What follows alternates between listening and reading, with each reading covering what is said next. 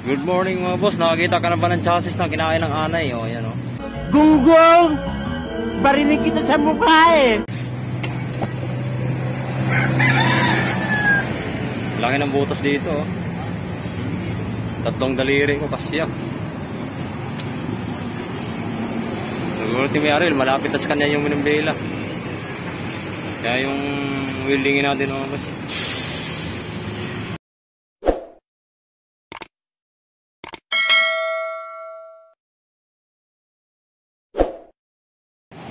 So, ginaka natin itong mga boss kasi nga talaga siya. Ngayon, binalik natin siya dati. Ano?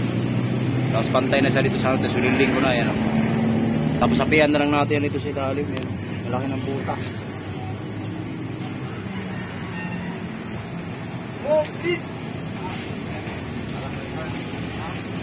Sapian natin to para ano, matibay.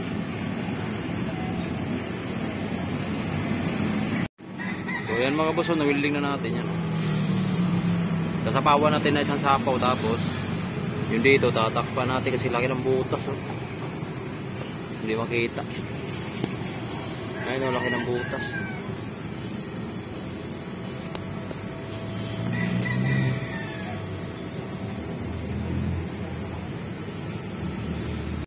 So update mga boss, ayan oh. Ito na-welding na natin. Kasi minaluya yung pulso ko nito ba. Kahit tagal lang hindi naka-welding, ano. Tagal ako na hindi nakapag-welding, ano. Ganun pa rin. Pati sa kabila mga boss.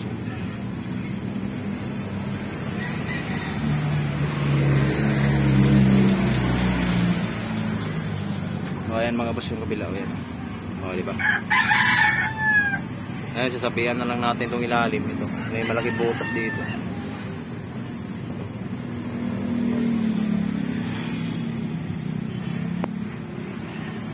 3 hours later.